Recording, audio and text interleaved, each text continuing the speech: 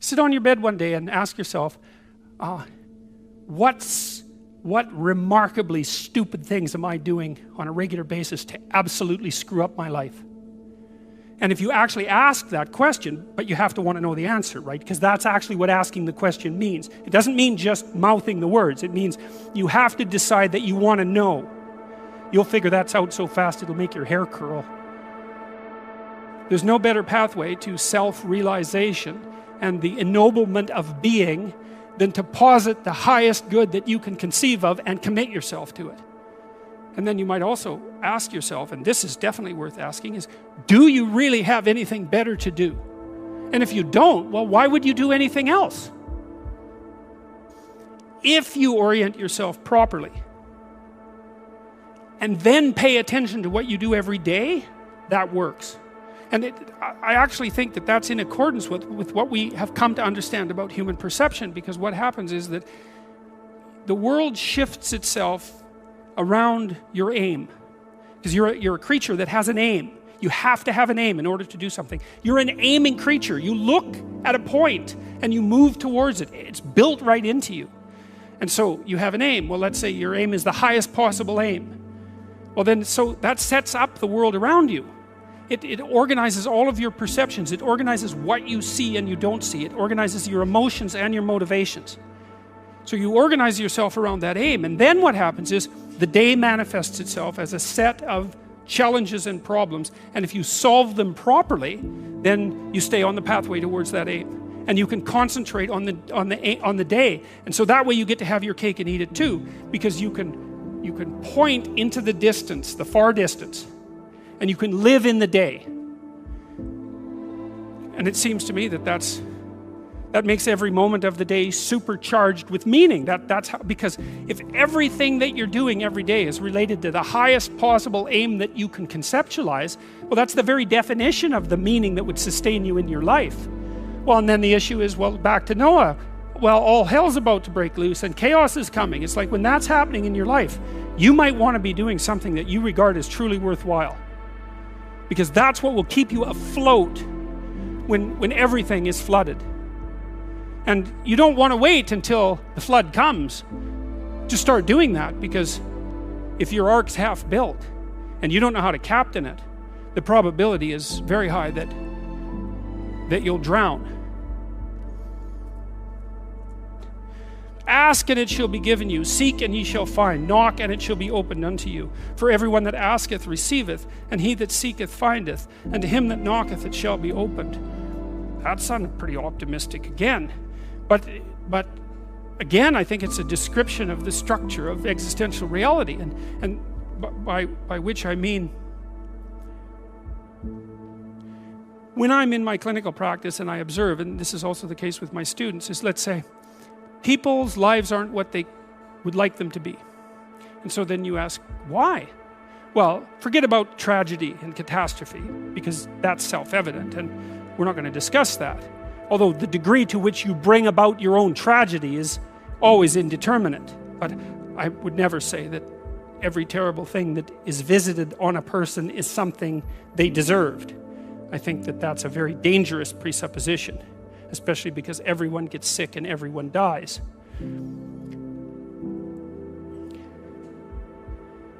But one of the main reasons that people don't get what they want is because they don't actually figure out what it is.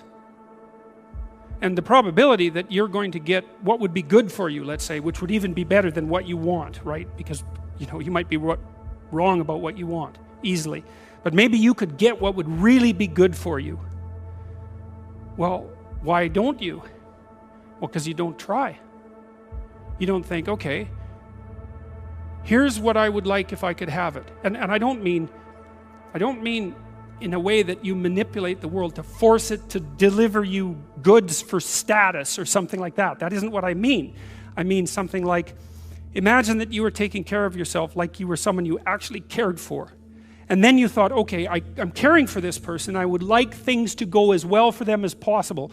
What would their life have to be like in order for that to be the case?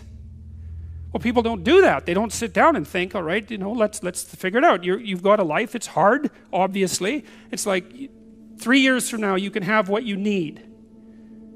You got to be careful about it.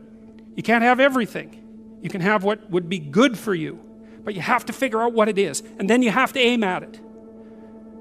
Well, my experience with people has been if they figure out what it is that would be good for them, and then they aim at it, then they get it. And it's strange because it's a strange thing. It's not quite that simple because, you may formulate an idea about what would be good for you, and then you take 10 steps towards that, and you find out that your formulation was a bit off, and so you have to reformulate your goal. So you're kind of going like this as you move towards the goal. But a huge part of the reason that people fail is because they don't ever set up the criteria for success. And so, since success is a very narrow line and very unlikely, the probability that you're going to stumble on it randomly is 0. And so there's a proposition here, and the proposition is, if you actually want something, you can have it. Now the question then would be, well, what do you mean by actually want? And the answer is that you reorient your life in every possible way to make the probability that that will occur as certain as possible. And that's a sacrificial idea, right? It's like, you don't get everything. Obviously. But maybe you can have what you need. And maybe all you have to do to get it is ask. But asking isn't a whim or today's wish. It's like, you have to be deadly serious about it. You have to think, okay, like I'm taking stock of myself.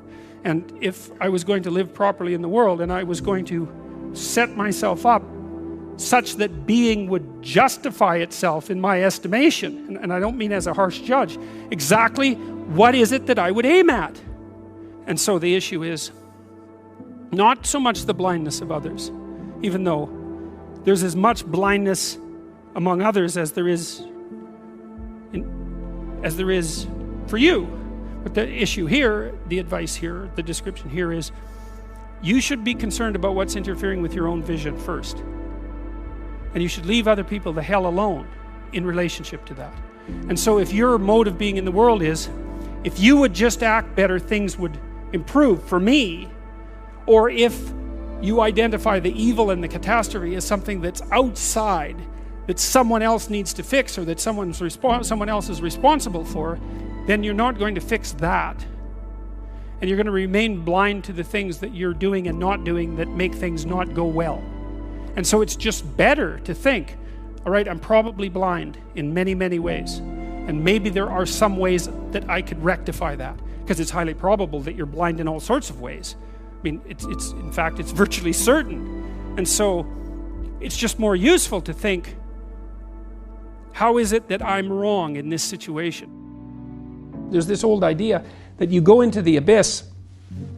It's an idea that you can gaze into the abyss. You gaze long, and what you find in the abyss is a monster. That's the dragon at the bottom of the abyss, let's say. That's Satan himself, for that matter. But if you go into that as deeply as you can, what you find is you find your fragmented father in a comatose condition, in a desiccated and separated condition.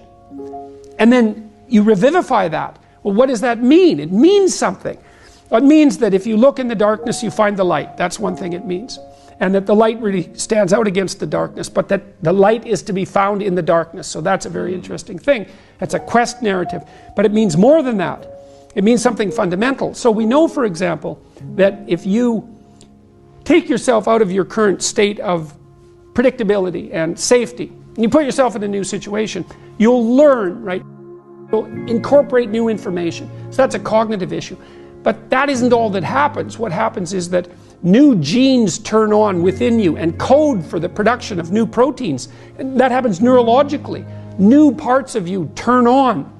And so the idea is that if you can move yourself out into the world and push yourself out against a maximum array of challenges, more and more of you turns on. And then the question would be, well, what would you be if all of you that could be turned on was turned on? And the answer would be, you would be the resurrection of the ancestral father. That's what you would be. And so that's why Christ says, I am the way and the truth and the life, and no one comes to the Father except through me. What that means is that if you take on the unbearable burden of being voluntarily, then that transforms you into the ancestral father. And that's true. And so that's unbelievably optimistic. It's so interesting because it's dark beyond belief.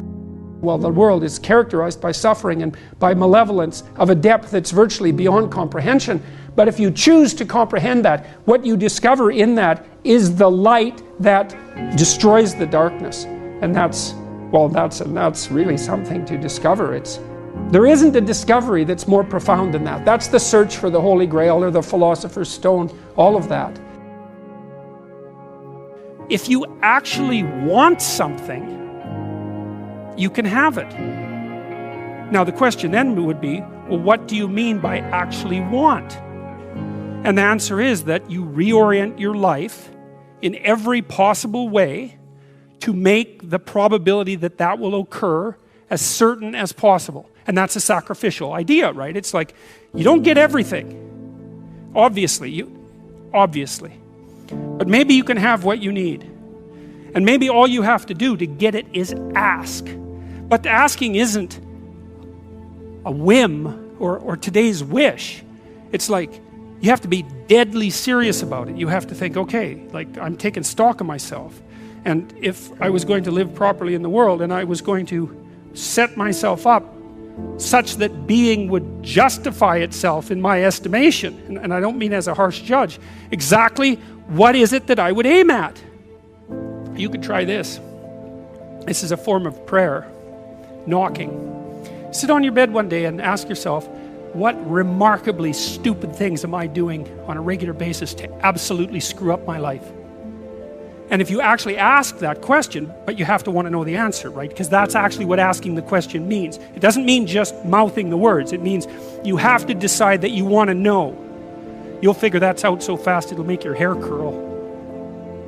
You're perfectly capable of thinking. God only knows how. You're perfectly capable of immense feats of imagination and dream and fantasy. It's God only knows how you do all of that. What would happen if you consulted yourself about the best possible outcome for you? You might get an answer. In order for us to set things right, we have to understand that we have to take on that burden of ultimate responsibility. Not only as if it's ours, which it is, but as if there isn't anything better that we could do. And you have an ethical obligation to lift the heaviest load you can possibly conceive of. And that's the primary call to adventure in life. You need a meaning in your life to forestall the suffering and to make you strong enough to resist malevolence. Where's the meaning to be found? Rights, impulsive pleasure, and happiness? No. Responsibility? Oh, who would have guessed that? It's not part of the narrative. What makes life worth living is to pick up, take its catastrophe and embrace it and carry it, and to realize through that process who you are. When I talk to audiences about the relationship between responsibility and meaning, they inevitably go dead silent. There's not a rustle, there's not a cough. It's like, is that the secret? Is that the secret? Is that it's the voluntary adoption of responsibility? It's like, well, that's the central message of the West. It's like to pick up your cross and bear it, you know. And everyone's been told that, but they don't know what it means because it's not been articulated enough so that it becomes something that's practical. It's like, yes, look at the terrible responsibilities you have right in front of you. Your family is hurting. You're in trouble. There's problems in the world. It's like all of that's right there. And all you have to do is take responsibility for it. And then you've got what you need. It's something so magnificent that happiness pales in comparison. And so it's thin gruel happiness. And young people know that. They're pursuing hedonistic pleasure. And you know, no wonder. But there's nothing in it that's sustaining. And all it does is make you cynical. It's like, is that all there is? Another one-night stand? Another binge party? You know, and it's not like I have anything in principle, against some of that exuberant, youthful hedonism. Look, the universities have turned into places of parties. Why? Well, because that's what the students find best to do there. Well, that's not good. What you want to offer them is a reason to not party. It's like, no, you got to understand. you come to this class hungover, you're not going to be able to get it. You're not going to be able to write properly. You're going to pay a price for that hedonism. It's like, and the price will be too high for you to bear. It's like, oh, well, enough hedonism for me then. Like, I've got something important to do. That's the way out of that. Before you can be a painter who can paint what's beyond mere memory, you have to inculcate that disciplined skill, and a lot of that is painful repetition and hard grinding work. It's the sacrifice of the present for the future. But once you manage that, then things open up. That's why we have disciplines, right? I mean, the words aren't there by accident. You have to narrow yourself first, and then you can broaden outward. And so that's part of the process of maturation. That's part of the sacrifice of childhood. Say, in childhood you're nothing but potential, but it's not realized and you don't know how to realize it. And so then the question is, well, how do you get to a point where you realize the potential? And the answer is, you sacrifice almost all of it to a single direction. And so that's the thing about growing up, is that when you're a teenager and a young adult, you have to sacrifice everything you could have been as a child to be the one thing that you're aiming at. But then that opens up.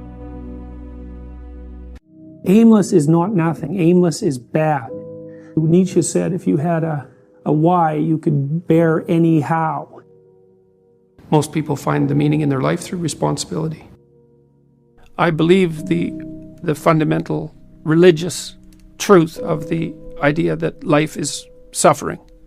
It's suffering because we're mortal and fragile, and because we're also subject to malevolence at our own hands and at the hands of others.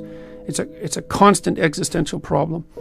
And that can make you bitter and can make you hopeless and nihilistic and depressed and anxious and likely to abuse substances of various sorts as a medication or an escape. It can augur you in a very large number of ways. And I'm suggesting to people that there is a way out of that. And the way out is to confront that forthrightly and to adopt responsibility in your own life and to try to make the world a better place, and that it's necessary to do that. And that if you don't do that, that things go badly. I think the deck is stacked against everyone to some degree because life is very difficult and we all die. But some people do have it harder than others. And all of us have it very hard at some times in our lives. It's like, well, what's the alternative? You take responsibility for that and try to struggle uphill, because the alternative makes everything worse.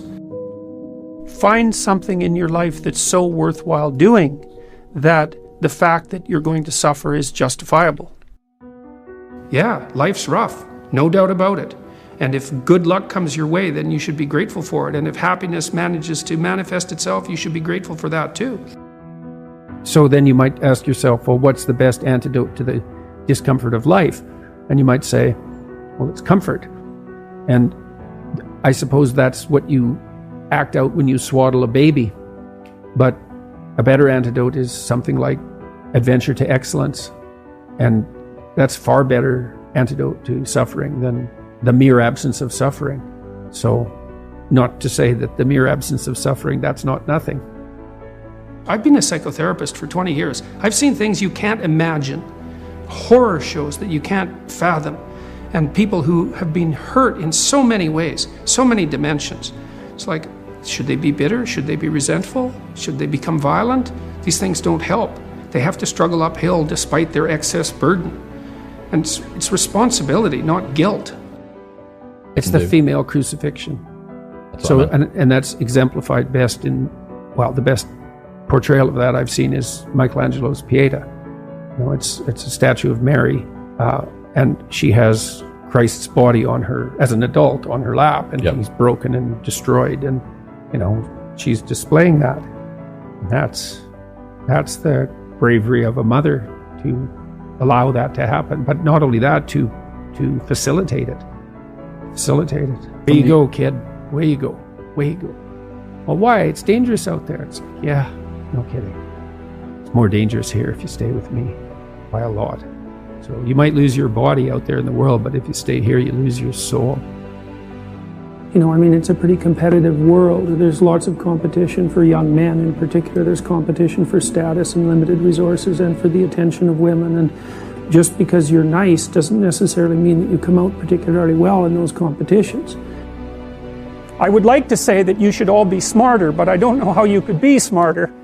We don't know anything about how to improve intelligence, and I suppose we don't really know anything about how to improve industriousness either, but I can tell you that people who are industrious come up with a strategy for solving the problem that's ahead of them, and then they do whatever they can to stick to the strategy. And so, for example, if you sat down today or tomorrow for a couple of hours, 3 hours, and you filled in a Google Calendar, whatever you happen to use, with a strategy for studying and a list of when all your assignments are due and all of that, and when you're going to sit down and study, then you won't be in a position where you have to cram for 10 hours a day hopelessly right before, you know, an important exam.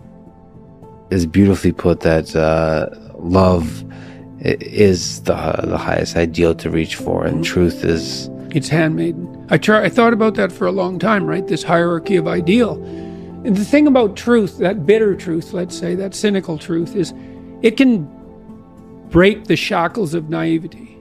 And actually, a burnt cynicism is a moral improvement over a blind naivety. Even though one is in some ways positive, but only because it's protected. And the other is bitter and dark, but still better. But you're not done at that point, you're just barely started.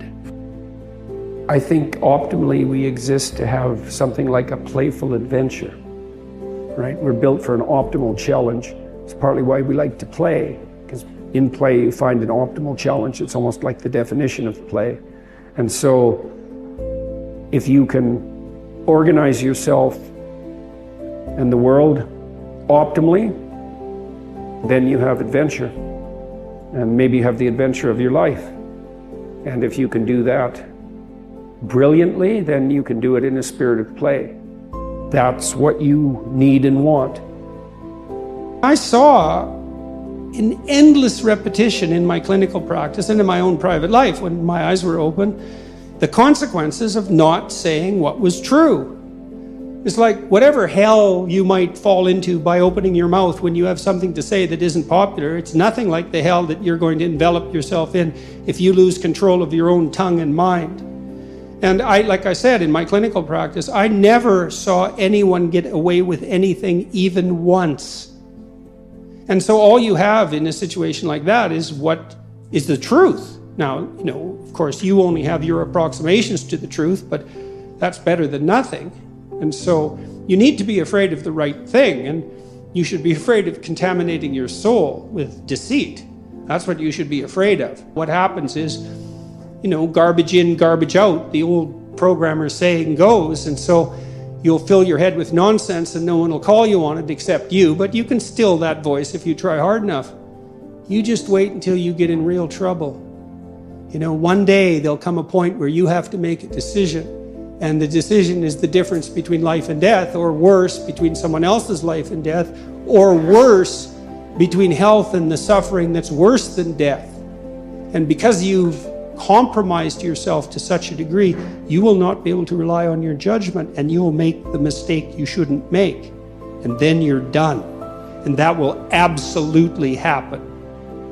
Yeah, well, I mean, you set what's great against what's tragic. Yeah. I mean, what else could you possibly do? And so then you say, well, how do you find what's great in your own life? And part of that is you watch. It's like, when is it that I'm doing something that alleviates my suffering, right? It's a real, you have to ask that question to yourself honestly. One of the things you have them do is say, well, why don't you just watch for a week? Like, watch yourself like you don't know who you are, and just see when you're not quite as miserable. Yeah. And then let's see if we can figure out what it is about what you're doing in that situation that's lifting the gloom. It's like, okay, there's something in that that's curative, right? And that's something in that that's curative is related to, well, you might say your purpose. It's like maybe part of the reason you're depressed is because you're too isolated. Well, now we can work on that. So let's see if we can increase the amount of time you're spending with your friends by like 20%.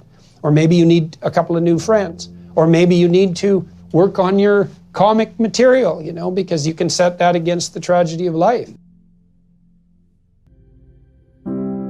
You said that a harmless man is not a good man. A good man is a very dangerous man who has that under voluntary control. How should people become more dangerous? Becoming more articulate is definitely, I would say, that's the primary array of weapons.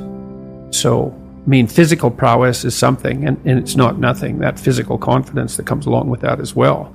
But the same thing replicated at the level of the ability to communicate and to think, that's way broader field of battle and opportunity.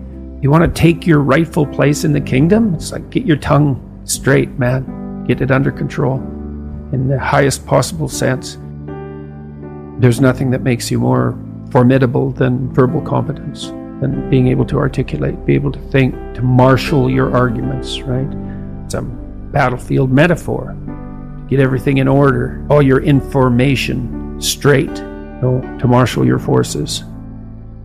Is it possible to have too much responsibility, to take too much responsibility for yourself? You can, for sure. Yeah, definitely.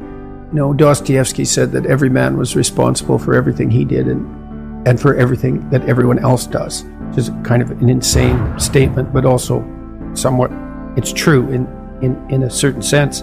You do have an indefinite responsibility, and you do have an indefinite capacity to bear that responsibility, but that doesn't mean it can't be crushing. And then I would say the antidote to that is that you're not in this alone. As your responsibilities mount and your opportunities increase, you have to delegate more and more. It's important that you do everything you can, but there's enough for everyone to do. And so you might say, well, the heroic path is one that leads to universal redemption, and that's true. And you might say, well, that's all on you. It's like, it is in a sense, but then the problem that you just described, it can be unsustainable, right? You can torture yourself for not doing it well enough. And it is up to you, but it's not up to you alone. It's not up to you alone. So you delegate, and you help build people around you so that they're all working in the same direction. It's an effort multiplier in any case. And you make sure that they get credit. Credit's good enough. It's not exactly right. The rewards are in accordance with their efforts, and you can distribute that. If you can routinize something and parse it off to someone else, say, here's a little kingdom for you, and it doesn't have to be little, and it's something that can grow, but here's a kingdom for you, well, then you can go off and do the next thing you need to do, which is extremely important.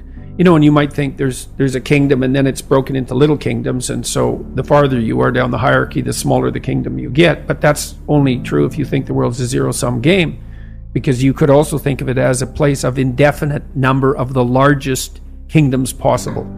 And I think, why do we think this is exhaustible in some sense, what we're doing? It doesn't look exhaustible.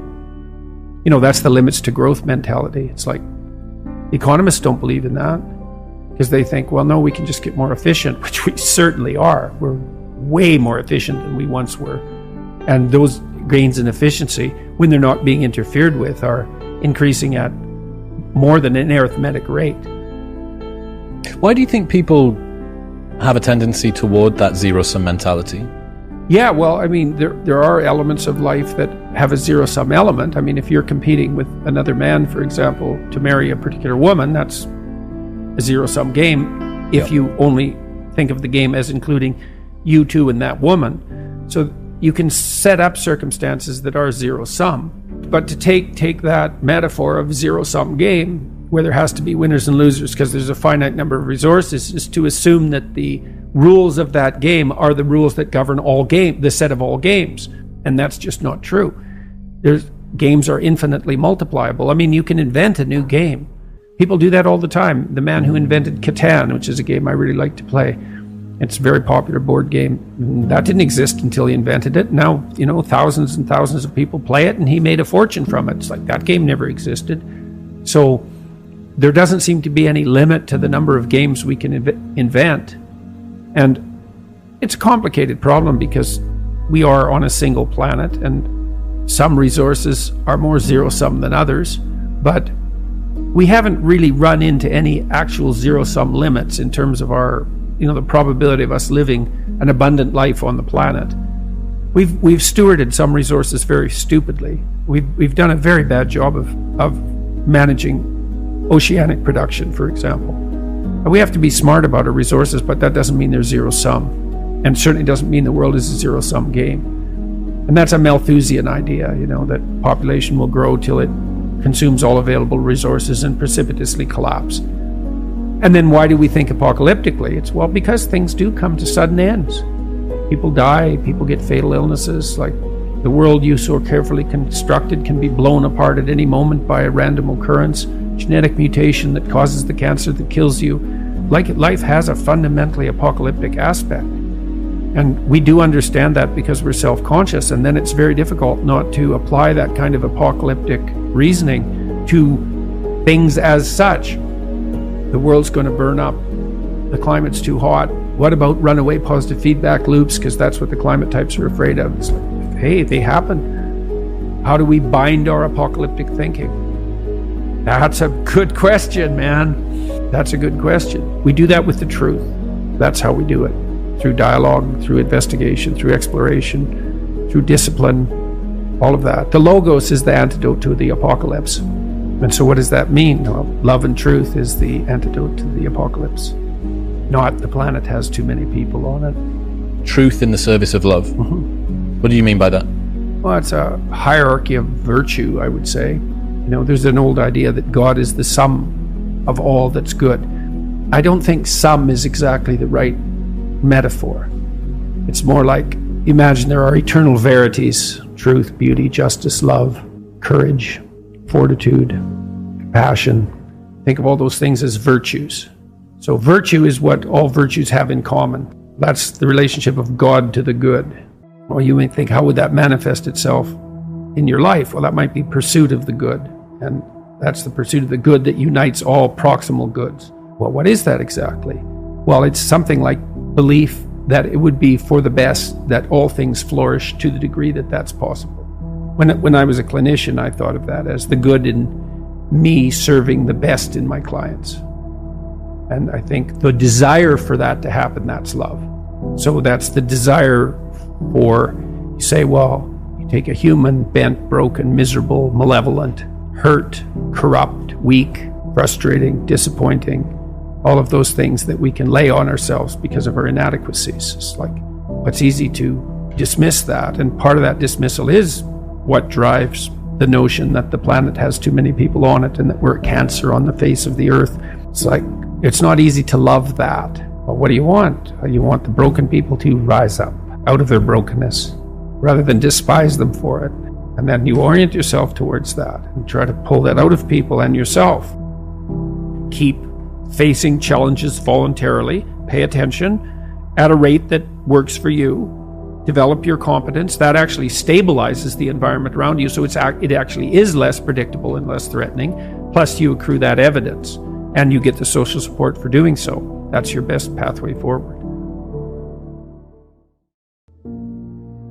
If you do what it is that you're called upon to do, which is to lift your eyes up above the mundane, daily, selfish, impulsive issues that might beset you and attempt to enter into a contractual relationship with that which you might hold in the highest regard, whatever that might be, to aim high and to make that important above all else in your life, that fortifies you against the vicissitudes of existence like nothing else can. And I truly believe that that's the most practical advice that you could possibly receive.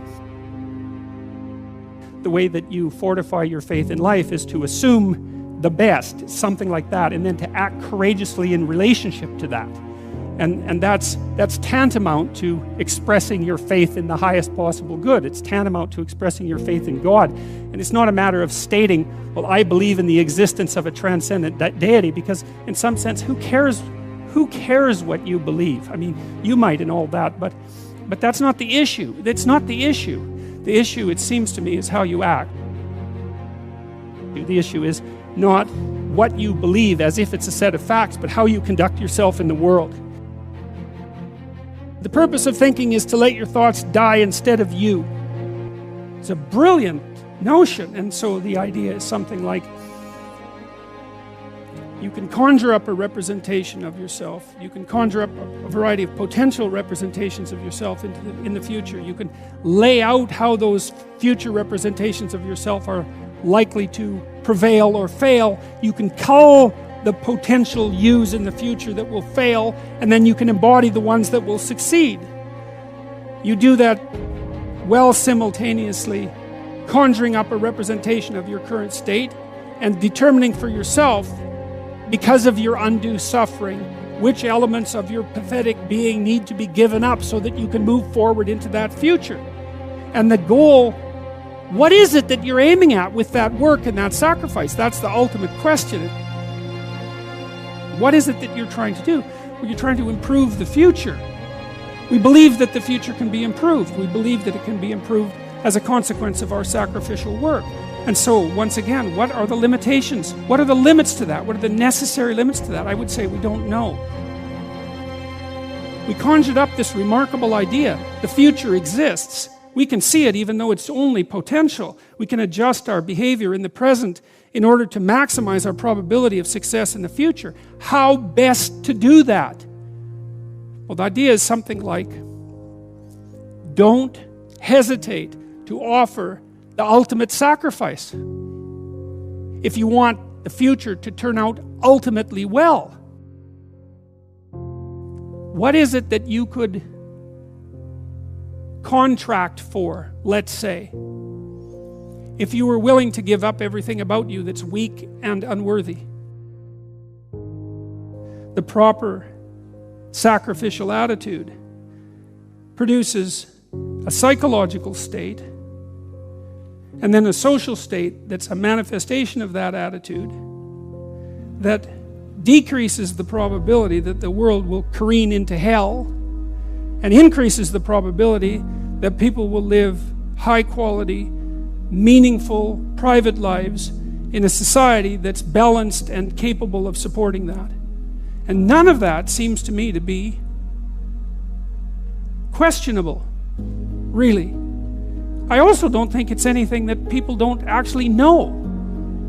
You know, people have told me many times that when they listen to me talk, they're hearing things that they already knew but didn't know how to say. It's something like that. And this is one of those things that I think is exactly like that. I mean, I think it's at the very core of our moral knowledge, which is our behavioral knowledge and our perceptual knowledge. I mean, let's get this straight. Moral knowledge is no trivial matter. It's knowledge about how it is that you orient yourself in the world. There's no more profoundly necessary form of knowledge. Well, it's predicated on something that's exactly like this.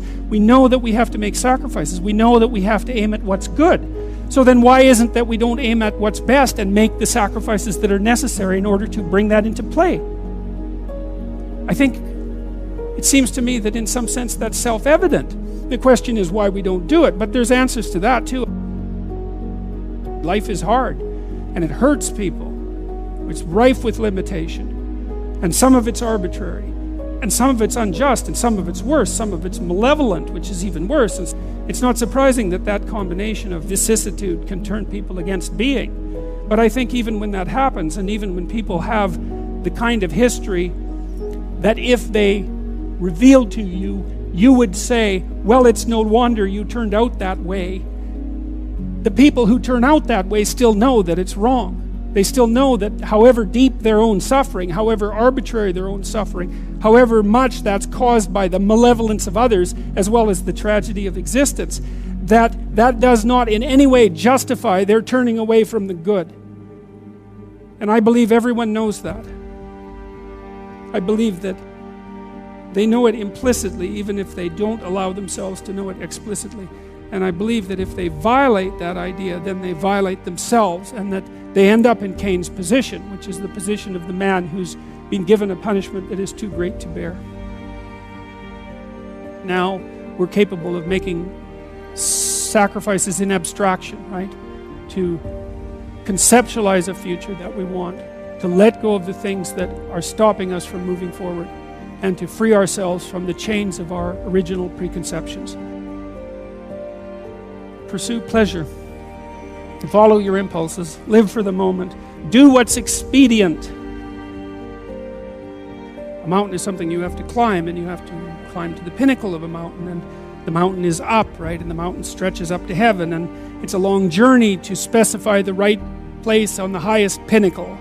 And that's symbolic because, of course, it's a pinnacle that you're always trying to reach, just like you're always trying to aim. You're always trying to climb upward. At least that's the theory. It depends to some degree, of course, on your definition of upward. You're supposed to, again, to act out the highest good of which you're capable. Now that'll transform your life to some degree into an archetypal adventure. There's no way around that, because as you attempt to climb a higher mountain, let's say, or to aim at a higher target or something like that, then the things around you will become increasingly dramatic and of import. That happens by necessity, obviously, because if you're aiming at something difficult and profound and you're really working at it, then your life is going to become perhaps increasingly difficult and profound. But that might be okay. That might be exactly what you need as an antidote to the implicit limitations that face you as a human being. The good father is precisely someone who is willing to sacrifice his child to the ultimate good. You have a moral obligation as a parent to encourage your child to go out into the world, right? And to be whoever they can be, to be the best they can possibly be. And in doing that, you're encouraging them to pursue the good. You're sacrificing them to the good. You're not keeping them for yourself selfishly. You're telling them that they can go out and live their life and live it properly. You don't want for your son what it is that you want for him. You want for your son what would be best for him and for the world.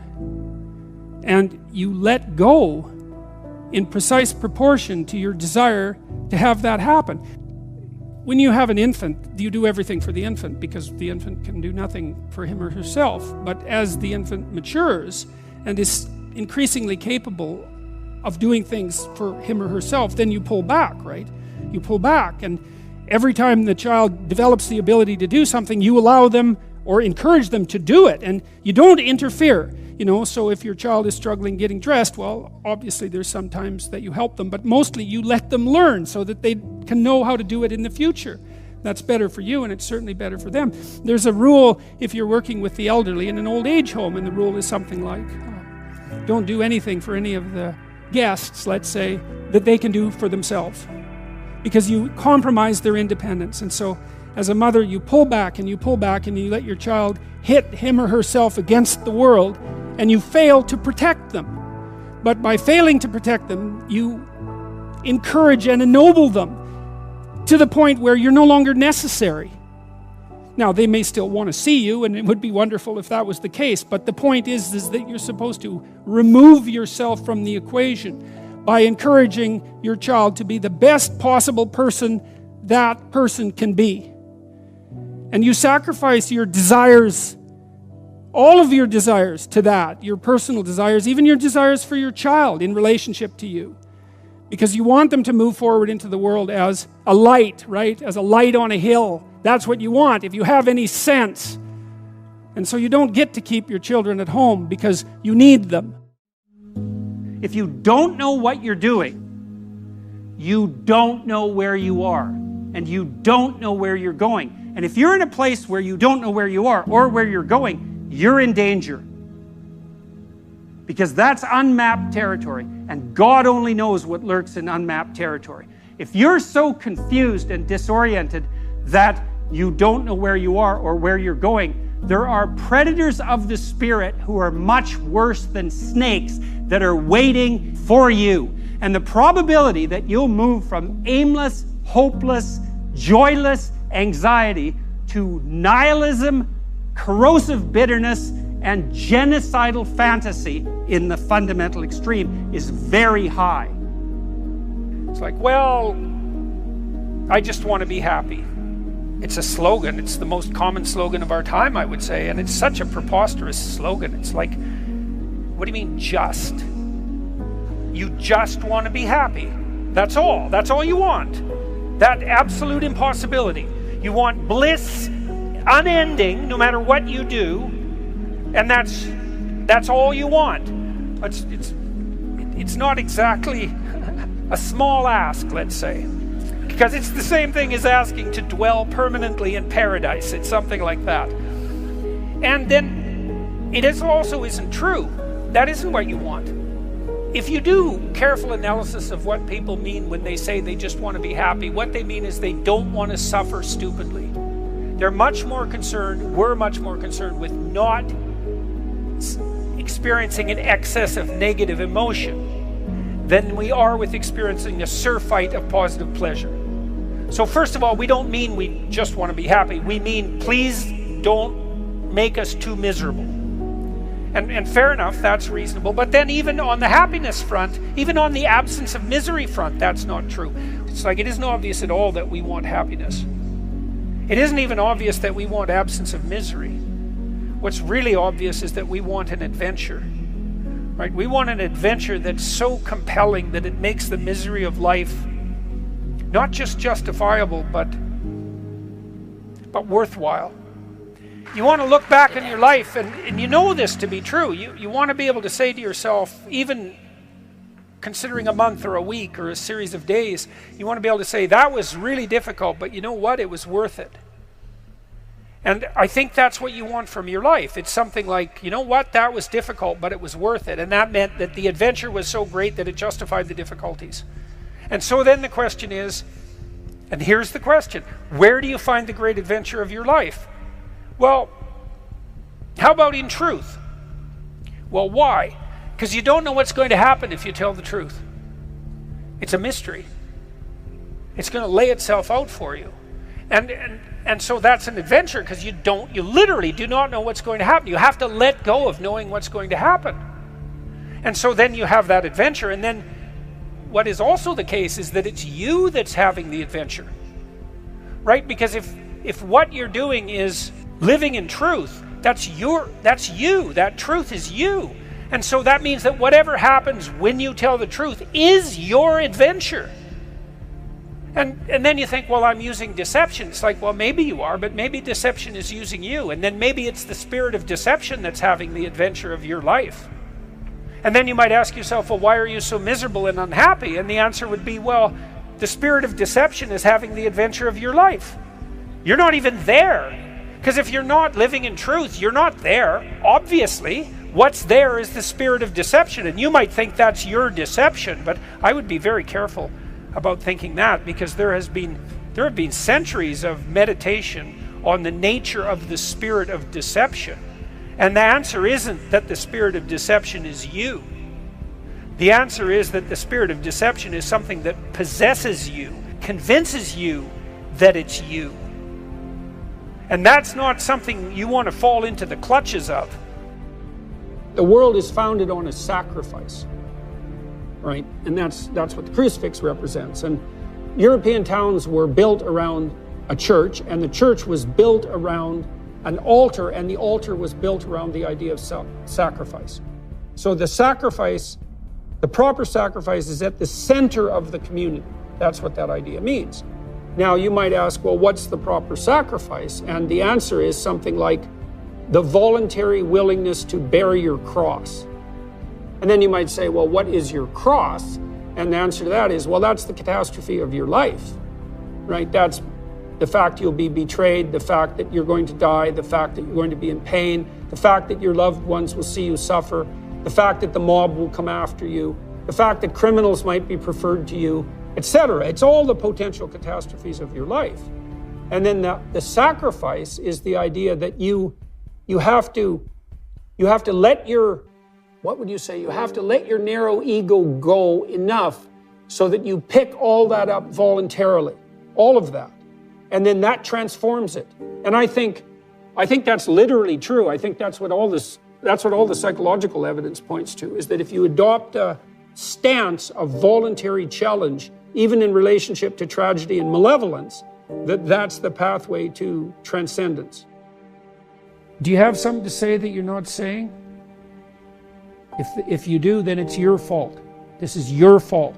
It's your problem. And you might say, well, I'm too afraid to talk. It's like, fair enough. How afraid are you not to talk? You know, people say to me frequently, they compliment me on my bravery. And I think, you don't understand. I'm not brave. I don't like conflict.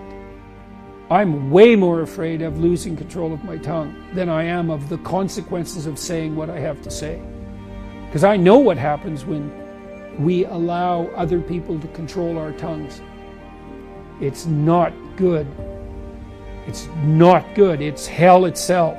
And so, of course, it's troublesome to suffer the slings and arrows of outrageous fortune when you say what you have to say. It's like, that's fine. Try not saying what you have to say.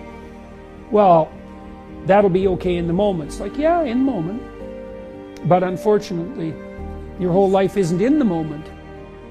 Practice in developing the capacity for skilled movement forward in a manner that simultaneously encourages the others that you're cooperating with to do precisely the same thing. And that's not some arbitrary ethos. It's not arbitrary, because if that doesn't happen, then nothing flourishes. And if it does happen, then everything flourishes. It's also not relativistic in some sense, because you have to do that no matter what you're doing. No matter what it is that you're doing, if you do that well, you're doing whatever it is you're doing well. In fact, that's really in some sense how you would define well. If you give up enough psychologically, you'll cut your losses in actuality. And of course, that's sort of what thought's for, is right? So that you can get yourself straight. You can give it up in abstraction, so you don't act out the pathology, and then nothing dies in actuality. But that still means you have something to give up. You want to initiate a process of active engagement with the dragon that burned you, fundamentally. The psychophysiological pattern of active engagement is the opposite to the psychophysiological pattern of involuntary stress. And so if you can practice embodying that voluntary confrontation, then that stance can come to dominate. And that's the stance you want to dominate, because that moves you forward voluntarily into the world. And that, in all probability, that will work. I want to be free to do what I want. Okay, well, hang on a sec. Which I are you talking about there? Are you talking about the mature I that sees next week and next month and next year and 10 years out, and that takes the community into account? Or are you talking about the impulsive, hedonistic, self-serving, narrow I that just wants exactly what it wants right now? And what makes you think that when you make a case for that hedonism, that you're not just falling under the sway of an impulsive, short-sighted demon, so to speak? If you look at music, for example, music operates by very sophisticated rules. And so it's ordered and constrained. But out of that system of rules comes an almost infinite array of possibility. And so, we have this sense, I think it derives from Rousseau, that any constraint of order is a limit on freedom, when what we should be hypothesizing is that with the optimal set of principles, you get the maximally desirable freedom. And it's not freedom from everything, and it's not freedom to do anything. It's certainly not a narrow hedonistic freedom, because that backfires on you like the next day. This is, I think, why people are so obsessed in some sense with the search for fundamental meaning. This is a good story. So you can imagine two people laying bricks. They're building a gigantic wall, and the one person thinks, oh my God, this wall is going to take 100,000 bricks. I'm laying one at a time, and I'm wasting my life away trivially adding to this gigantic brick wall. And what am I doing? This is absolutely miserable, brick by brick. And the other person thinks, in 300 years, this is going to be a cathedral. And so the person in the second state is doing exactly the same thing at a local level, laying bricks, but each brick is related to a very high goal. And that means the reward that's attendant upon the laying of the brick is proportional to the goal of the entire behavioral process. So if you're aimless and goalless, then you can't elicit any positive emotion. And if your goals are fragmented, which is also what happens if you're aimless or your goals lack unity, if your goals are fragmented, then no given behavioral manifestation can elicit any dopaminergic reward, because it's not a step forward to anything desirable. One of the things, I did write about this in my first book, particularly about putting your house in perfect order. It's like, well, if you're lost, one of the things you can do is look around and see what direction you could take locally. Fix something. Find something that you could do that would make things better, that you would do. And there's a humility in that too, because especially if you're in a low energy state, it's like, oh my God, you know, I don't have enough energy to make dinner. It's like, do you have enough energy to put a fork on the table? And sometimes people are so depressed that that's really all they can do. Can you take a small step forward, no matter how small that is? Implement a micro routine, even something like washing a cup and putting it back in the shelf. And you know that's a good thing because you have a shelf and there's cups on it. You've already decided that's an appropriate way to live, is to have your coffee cups on a shelf. If you go ahead with cleaning out the cup and putting it on the shelf, then you've taken steps towards a valuable micro goal. You get a dopamine kick from that.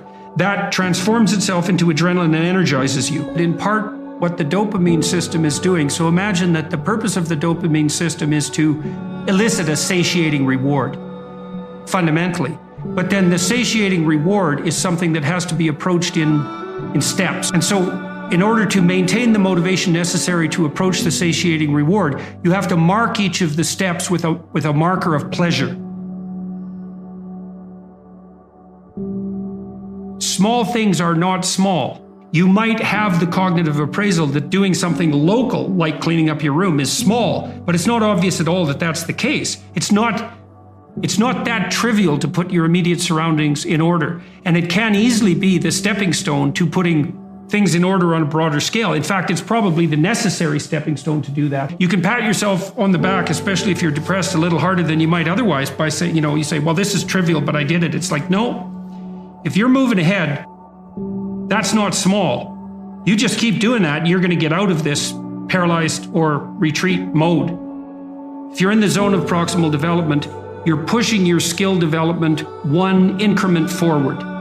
And it's one that you can actually manage. Imagine that you have someone who's habitually avoidant. And maybe they're avoidant because when they become possessed by negative emotion, they become hyper aware of their internal state and they feel the panic. And so then they freeze or retreat. And they do that constantly. And then they're in this terrible negative emotional state all the time because every time they see a stimulus that's associated with retreat, they get gripped by these interoceptive sensations.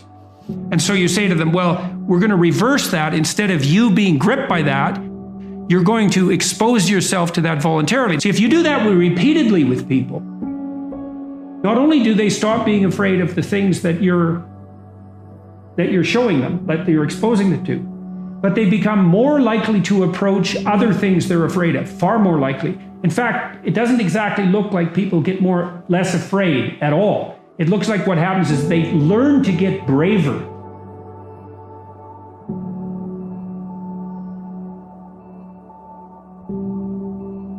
One of the cognitive phenomena that loads very heavily on neuroticism is self-consciousness. And so when you fall into anxiety, then there is this internal obsessiveness, which has to do with the panoply of sins in some sense. Which parts of me are malfunctioning and need to be eradicated? And one of the things I used to do with my socially anxious clients, so they would go into a social situation, often with eyes downcast, by the way, and they would be so intensely concentrating on their own internal sensations that they would fail to make eye contact with anybody they were talking to. And then they would be awkward because they weren't reading the cues they could have read if they would have only looked. And then the conversation would become disjointed. And then they would get anxious and fall into themselves. And so one of the things that I taught them to do wasn't to try to calm themselves down, but to try to calm the other person down. So when you go into a social situation, pay more attention to the other person. Like just focus your attention outward. And if the person had any social skill, sometimes I had clients who had no social skills. And so they were anxious socially because they actually didn't know how to behave socially. So then you had to teach them the social skills. But some of them had the skills but wouldn't activate them because they were so neurotically obsessed with their own inadequacy that they failed to attend to the cues that would elicit the proper responses. And all they had to learn to do was watch. And then they would automatically respond because they knew how to have a conversation.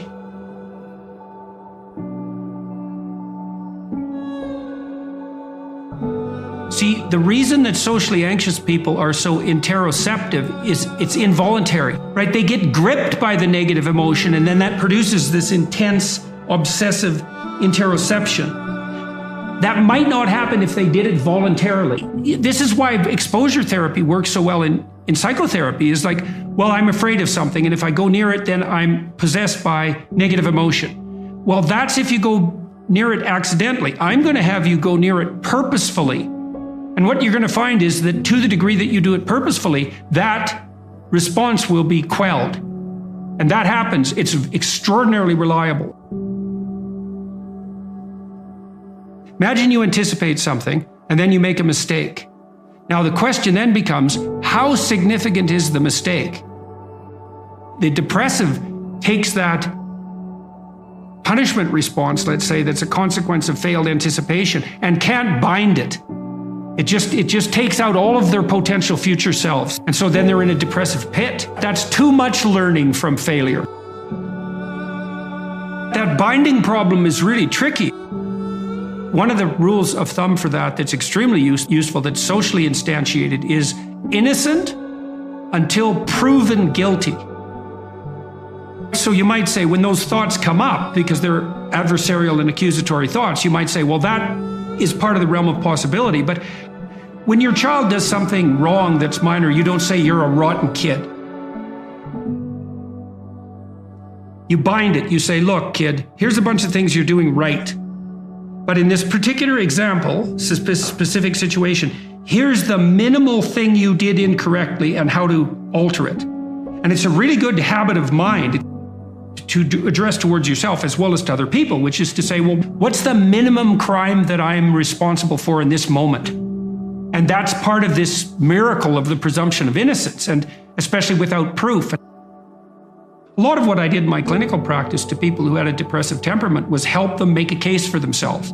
It's like, well, maybe you're as bad as you think you might be, but maybe not. Let's take the contrary argument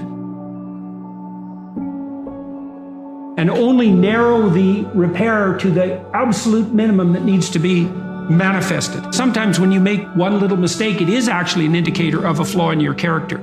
But most of the time it isn't. And it certainly can't be responded to that all the time, because then you'd never be able to make a mistake without wiping yourself completely out. You want to make it as local and precise as you possibly can. And that's also one of the advantages to removing yourself from a rage or an anxiety state, because a rage or an anxiety state is low resolution and global. And so it'll be globally accusatory. So you want to specify it and think, okay, well, what's the minimum necessary behavioral transformation to ensure that similar mistakes are not replicated in the future? It's like if your roof leaks, you don't have to dig a new foundation. You can just fix a few shingles. And you might think, well, the rain's coming through, so you have to tear down the whole house. It's like, well, no. And you might panic and run around because the water's coming in, but it's still a bad idea to dig up the foundations every time something trivial maintenance problem needs to emerge.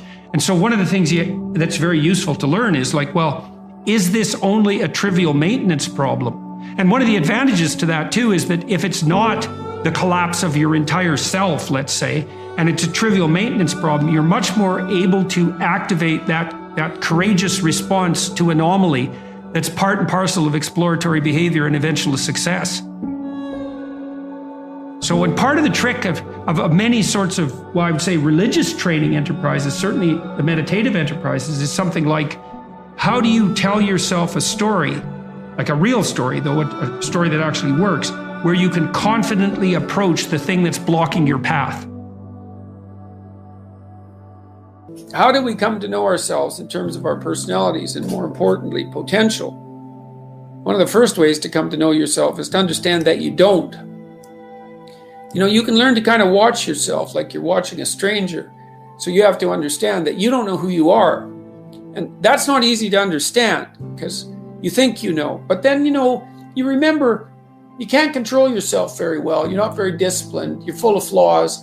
Maybe you don't know yourself as well as you think. But it's hard to get low enough to understand how deeply it is the case that you are ignorant about who you are.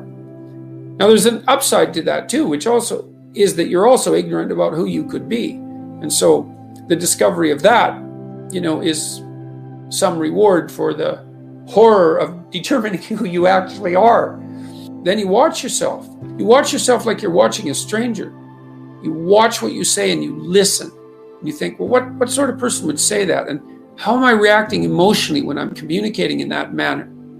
You know, is that making me feel stronger or weaker? Is it filling me with shame? Is it helping my confidence? Am I laying out a lie? Am I deceiving myself and other people? Am I adopting this personality at parties that is designed to impress and to amuse, and it comes across as nothing but like self-centered narcissism? What are my dark fantasies? What are my aggressive fantasies? What is it that I'm willing to do? What am I interested in so that I'll spontaneously pursue it? What do I procrastinate about and why? What am I unwilling to do? What do I think is good? What do I congratulate myself for accomplishing? And what do I berate myself for failing to confront and to implement? Those are all incredibly complicated questions, and you don't know the answers to them. So that's a start. And then in terms of potential, well, you'll discover a little bit more about your potential as you discover who you are, especially the darker parts of yourself, because then you discover your potential for mayhem. There's some real utility in that. You know, the discovery that you're dangerous. It's such a useful discovery. It's actually something that strengthens you, because the first thing that a realization like that can in fact produce is the ambition to incorporate that danger into a higher order personality. And that can make you implacable. That can make you someone who can say no when you need to say no. You know, that can make you someone who won't avoid necessary conflict. And so that's unbelievably useful. And so that's one of the potentials that you might discover. The other thing you do to discover your potential is to, well, you challenge yourself. You know, it's like, take a bit of a look at yourself and think about what's not so good that you could improve, that you should improve by your own standards, and that you would improve, you know, and set yourself a little goal. You know, maybe you're not studying at all and you're at university, or maybe you're at work and you've got this stack of paper there, you know, and you haven't looked at that damn stack for like a month, and you know that you should be, and you're bothering yourself at night because you're avoiding that. It's like, maybe think, well, I've avoided that stack of paper completely for 1 month. I'm quite a coward when it comes to whatever snakes might be hidden in that stack of paper. How about tomorrow I just put that stack of paper in front of me on my desk, and I glance through it for 15 seconds. See if I can do that. It's like, well, you set yourself a goal of improvement. You know, it's a humble goal. There's things you could do to improve, and you know what they are. And there's small steps that you could take, that you might take, that would put you in that direction. And then the question is, are you big enough to take those small steps? You know, are you capable of grappling with the fact that you're fundamentally flawed to the point where you have to break things down into almost childlike steps in order to manage them? And the answer to that is, yeah, you are. Most people have things they avoid, you know, and they're afraid of. So I would say to some degree, it's the lot of everyone. People vary in the degree to which they've conquered that. And you do meet people from time to time who are extraordinarily disciplined. But most of the time they've got disciplined in exactly this manner. It's through slow incremental improvement. And then you challenge yourself. It's like, well, could I do this? That would be better. Then you find out. And then you think, well, is there something slightly larger and more challenging that I could do that would be better? And you try it and you find out. And as you try it and you find out, generally you get better at it, and you can take on larger and larger challenges. You know, you take responsibility for yourself. That's part of standing up straight with your shoulders back. It's like, take on the world, man, but only at the level that you can manage. When you're ignorant and biased and deeply flawed and immature, it's where everyone starts. You don't want to bite off more than you can chew, but it doesn't mean that you can't wrestle with part of reality. You know, some part that's small enough so that you have a good shot at victory. And then you attain victory over some small part of the chaos. And then you're the person who's victorious over chaos. You're just a beginner, but that's who you are. And then maybe you can get unbelievably good at that. And you do that by challenging yourself humbly at the level that you're able to function. It's easier to understand if you think about a child that you're trying to rear properly, and you want to make that child, help that child reveal their highest potential, whatever that is, whatever that means. And what you do is you don't set them a series of impossible tasks in the hope of undermining their self-confidence. You form a relationship with them that is predicated on your interest in their highest mode of being. And then you offer them challenges that are precisely optimized to their ability, right? So they can do them, but they have to stretch. The two elements of their ability would be what they can do and how much they're capable of transforming what they can do. And an optimal challenge stretches you to the end of what you can do and then into the domain of how you can transform. You have to be humble and wise enough to understand that you might have to aim pretty damn low, especially in those places where you're not functioning well. And it might be so embarrassing that you can't bring yourself to fathom that that's actually who you are. You need the loss of that arrogant ego because it's precisely what's interfering with your movement forward. You know, it's part of the adversarial process, mythologically speaking, that stops moral progress. You're too proud of who you think you are to notice what you're like so that you could change properly. You don't want to sacrifice that part of yourself. It's probably associated with some delusion that helps you maintain a positive, although very fragile self-image, in the absence of genuine effort. It's not to be recommended. So you know yourself by watching and paying attention. It's not thinking exactly. It's not imagination. It's watching like you're a snake.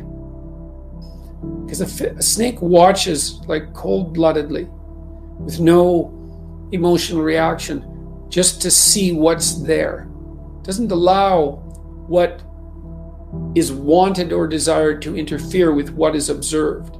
So you watch yourself like that, as if you don't know who you are. Well, that's the beginning. And then you challenge yourself continually to see how far past yesterday you can push today and tomorrow, and to continually experiment with expanding the domains not only of your competence but of your ability to increase that competence. The upper limit to that is proportional to the moral effort that you put into it. The more that's guided by the highest of all possible visions, right? The alliance with the highest of all possible conceivable good. The more it's accompanied by truth in speech and action, the more you will develop your potential. And I believe that potential to be as unlimited in the upward direction, more unlimited in the upward direction than it is unlimited in the direction that brings people to the political and social hells that so often characterize the world that we inhabit. And so you also, I suppose, have to be willing to undertake that as an adventure, because it's a hell of a thing to bear that kind of responsibility. It takes a person out of the ordinary. It takes them out of themselves. But there's deep meaning to be had in it, and there isn't anything better that you can do. Everyone in their right mind knows that there's a million ways of doing things wrong, and one way, if you're lucky, to do things right.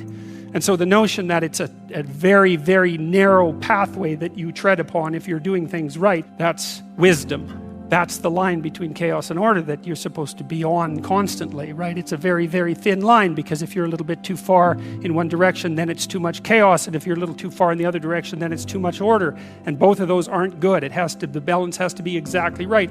And you can feel that, and I truly believe you can feel that, and I think it's your deepest instinct. It's your deepest instinct, and I mean that biologically. I don't mean that metaphorically. I think that your psyche is arranged to exist in a cosmos that's composed of chaos and order. I think that's why you have the hemispheric structure that you have. And then when you feel as if you're meaningfully engaged in the world, when the terror of your mortality strips away and you're engaged, and it's timeless. That's the deepest instinct you have telling you that you're in the right place at the right time. And then what you do is practice being there. Practice being there. And that's that narrow spot that's so difficult to find. You wander around it. Maybe if you're lucky, you can watch. You can watch. This is an experiment. Watch yourself for 2 weeks. Like you don't know who you are, because you don't. So watch yourself for 2 weeks and notice there's going to be times when things are proper. They're arrayed properly for you. It's not easy to notice, because when they're arrayed like that, you're so engaged, you don't exactly notice, But you'll see, oh, I'm in the right place. It's like, okay, how'd I get here? What am I doing right? How is it that this could happen more often? I'd like this to happen more often. How would I have to conduct myself in order for that to happen more often? And then you practice that, and then maybe instead of 10 minutes a month or 10 minutes a week, it's like 15 minutes a day, and then it's half an hour a day, and then it's an hour a day, and then it's 4 hours a day. And maybe if you're extraordinarily careful, then you get to a point where you're like that a good proportion of the time. You are not the master of your own house. There are spirits that dwell within you, meaning you have a will and you can exercise a certain amount of conscious control over your being, but there are all sorts of things that occur within you that seem to be beyond your capacity to control. Your dreams, for example, that's a really good example, or your impulses, for example. You might think of those as so foreign from you that you don't even want them to be part of you. But more subtly even, how about what you're interested in, what compels you? Like, where does that come from? Exactly. Because you can't conjure it up of your own accord, So if you're a student and you're taking a difficult course, you might say to yourself, well, I need to sit down and study for 3 hours. But then you sit down and that isn't what happens. Your attention goes everywhere. And you might say, well, whose attention is it then if it goes everywhere? Because you say it's your attention. It's like, well, if it's your attention, maybe you would be able to control it, but you can't. And so then you might think, well, Jen, just exactly what the hell is controlling it? And you might say, well, it's random. Well, it better not be random. I can tell you that. That happens to some degree in schizophrenia. There's an element of randomness in that. It's not random. It's driven by the action of phenomena that I think are best considered as something like subpersonalities. You can't make yourself interested in something. Interest manifests itself and grips you. That's a whole different thing. And so what is it that's gripping you? And how do you conceptualize that? Is that a divine power? Well, it's divine as far as you're concerned, because it grips you and you can't do anything about it. And so there's a calling in you towards what you're compelled by and what you're interested in. And sometimes that might be very dark and sometimes not. But you're compelled forward by your interest. And so the idea that what moves you away from your country and your father's house and the comforts of your childhood home is something that's beyond you and that you listen to and hearken to. That's exactly right. And you can say, well, I don't want to call that God. It's like, it doesn't matter what you call it exactly. It doesn't matter to what it is, what it's called. It still is. And if you don't listen to it, that's the other thing. If you don't listen to it, and I've been a clinician and talked to enough people now, as old as I am, to know this absolutely. If you do not listen to that thing that beckons you forward, you will pay for it like you cannot possibly imagine. You'll have everything that's terrible about life in your life and nothing about it that's good. And worse, you'll know that it was your fault and that you squandered what you could have had. So, this is not only a calling forth, but a warning. One of the things that I've noticed in my life is that nothing I've ever done was wasted. And by done, I mean put my heart and soul into, like attempted with all of my effort. That always worked. Now, it didn't always work the way I expected it to work. That's a whole different issue. But the payoff from it was always positive. Something of value always accrued to me when I made the sacrifices necessary to do something worthwhile. Go somewhere you don't understand. You have to go into the unknown. And that's God's first command. Go into the unknown. Because you already know what you know. And that's not enough unless you think you're enough. And if you're not enough and you don't think you're enough, then you have to go where you haven't been. Get away from your family enough so that you can establish your independence. And that isn't because there's something wrong with your family, but it means get away. I talk to people very frequently whose families have provided them with too much protection, and they know it themselves, and that means they're deprived of necessity, and you have to get yourself away from your dependency in order to allow necessity to drive you forward, and that's to become independent and to become mature. You know, we've been fed this unending diet of rights and freedoms, and there's something about that.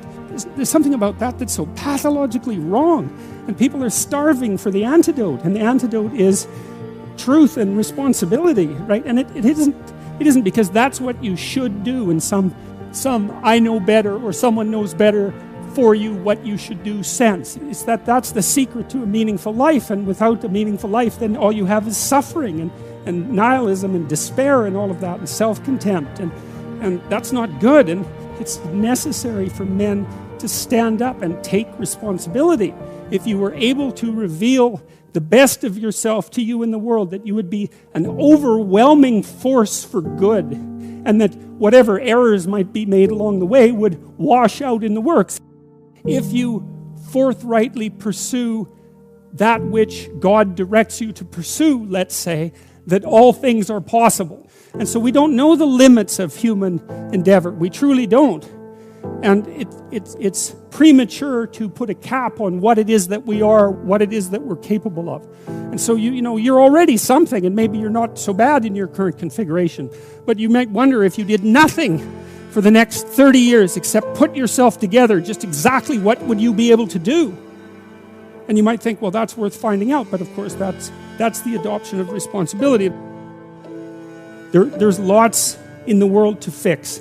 Everything that bothers you about the world and about yourself should be fixed, and you can do that. I have a friend. He lives in Montreal. His name is James Simon. He's a great painter, and he's taught me a lot of things. He's helped me design my house and beautify it. And I bought some paintings from him a couple of years ago, and he did this series of paintings where he went around North America and stood in different places, and then he painted the view from here down. And so it's his feet planted in different places, on roads, in the desert, on the ocean.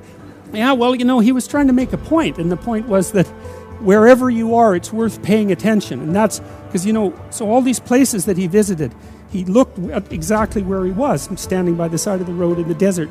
Sort of mundane in some sense, but then maybe he put 40 hours into that painting, you know, and it's very, very realistic painting with really good light. And what he's telling you as a painter is everything is worth paying attention to an infinite amount, but you don't have enough time. And so the artist does that for you, right? The artist looks and looks and looks and looks and looks, and then gives you that vision. And so then you can look at the painting, and it reminds you that everything that there is right where you are.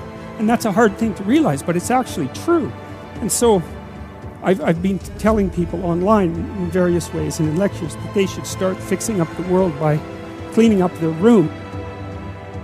How you would like your life to be, what you would like your character to be 3 to 5 years down the road, if you were taking care of yourself like you were taking care of someone that you actually cared about. So you kind of have to split yourself into two people and treat yourself like someone you have respect for and that you want the best for. And that's not easy, because people don't necessarily have respect for themselves, and they don't necessarily want what's the best for themselves, because they have a lot of self-contempt and a lot of self-hatred, and a lot of guilt. I think you have an obligation. It's one of the highest moral obligations to treat yourself as if you're a creature of value. How you would like your friendships to be conducted.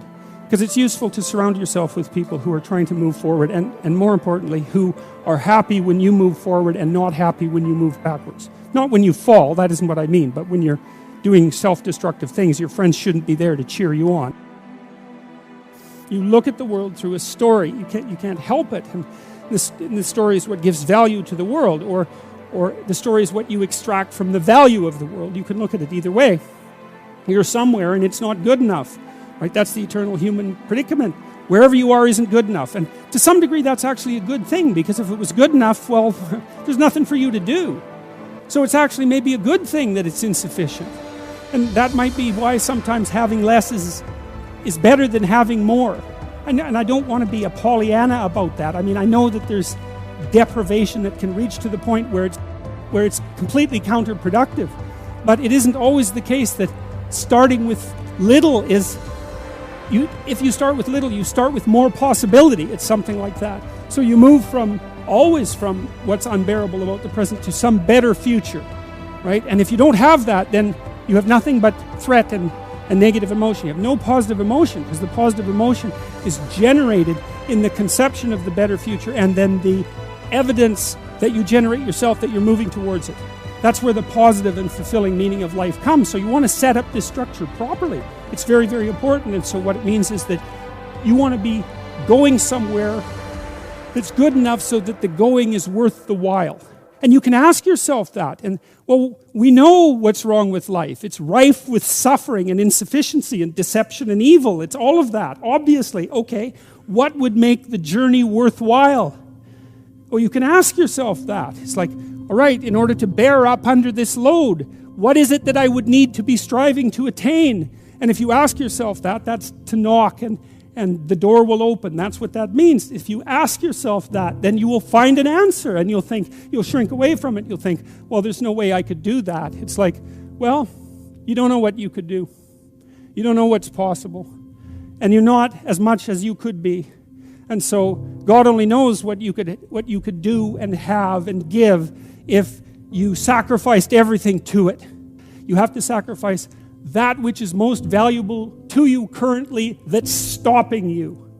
And God only knows what that is. It's certainly the worst of you. It's certainly that. And God only knows to what degree you're in love with the worst of you.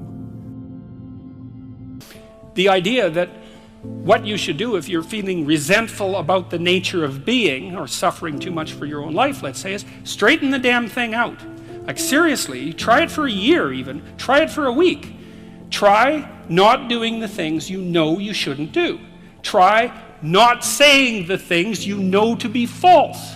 And just watch what happens. You might as well give it a shot, right? Because you say, well, I'm all in for a year. I'm going to do things right. And then I'll just stand back and I kind of watch how things unfold. And maybe I'll reconsider at the end of that year. It's like, try it. Try it. I mean, I would say I've had thousands of letters now from people who are saying, hey, I tried that, and hey, it worked. I read this great line in a T.S. Eliot play called The Cocktail Party. And in it, this woman comes up to a psychiatrist and she says, I'm having a really rough time of it. I'm suffering badly. My life is not going well. And then she says, I hope that there's something wrong with me. And the psychiatrist says, well, what the hell do you mean by that? And she says, well, here's how I look at it. There's either something wrong with the world, and I'm just in it, and that's how it is. And then, what am I going to do about that? Because it's the whole world. Or maybe I could be fortunate, and there's something wrong with me that's causing all this unnecessary suffering. And if I could just set it right. I could learn, and I could set it right. And so, I've been thinking about that for a very long time, and I think, well, if your life isn't going the way it is, you can find someone else to blame, which is pretty convenient for you and also relatively easy, or you could think, okay, I don't like life. I don't like the way my life is unfolding. Maybe I don't like life in general because it's tragic and tainted with evil. How do I know if my judgment is accurate? And the question is, well, have I really done everything I possibly could to set my life straight? Because maybe I shouldn't be judging its quality or the quality of life itself or being itself, for that matter, if I haven't done everything I possibly could to set my life straight. Well, so there's a task. The humility element is, it took me a long time to understand why there's religious injunctions supporting humility. To even understand what the word really meant in that sort of technical sense. And it means something like this. It means what you don't know is more important than what you know. Then what you don't know can start to be your friend, you see. People are very defensive about what they know. But the thing is, you don't know enough. And you can tell you don't know enough because your life is not what it could be, and neither is the life of the people around you. You just don't know enough.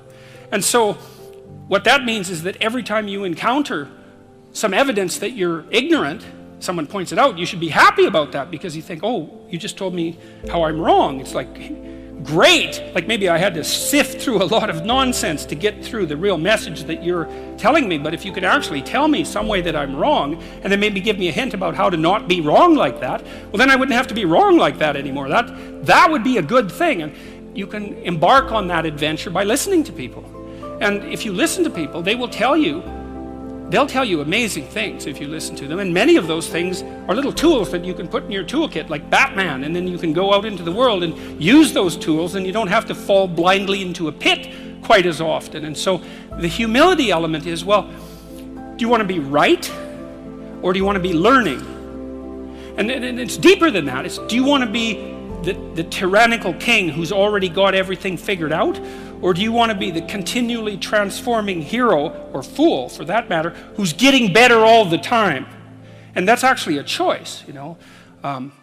It's a deep choice. And it's better to be the self-transforming fool who's humble enough to make friends with what he or she doesn't know, and to listen when people talk. And listening is a transformative exercise. Like if you listen to the people in your life, for example, if you actually listen to them, they'll tell you what's wrong with them and how to fix it and what they want. They can't even help it if you start listening, because people are so shocked if you actually listen to them that they tell you all sorts of things that they might not have even intended to, things they don't even know. And then you can work with that. And the other thing that's so interesting, you know, now and then you have a meaningful conversation, right? You have a good conversation with somebody, you walk away and you think, geez, you know, we really connected, and I know more than I did when I came away from that conversation. And during the conversation, you're really engrossed in it. And that feeling of being engrossed is a feeling of meaning, and the feeling of meaning is engendered because you're having a transformative conversation. So your brain produces that feeling of meaning for you. It says, oh yeah, this is exactly where you should be right here and now. It's the right place and time for you.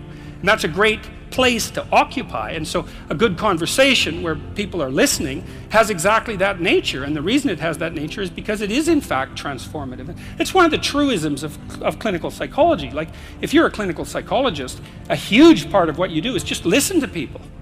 It's like, you know, they come in, they're unhappy, and they'd rather not be, something like that. You say, well, why do you think you might be unhappy? And they don't know. They have some ideas, and they may have to ramble around for like a year before they figure out why they're unhappy. They get rid of a bunch of reasons why they thought they were unhappy that are untrue, and then you kind of get to the heart of the problem. And then you might ask them, well, if you could have what you wanted so that your life would be okay, what would that look like? Then they have to ramble around a bunch about that because they don't really know. But the listening will straighten them out, because people think by talking. And in order to think, you have to have someone to listen, because it's very hard to think. Hardly anyone can think.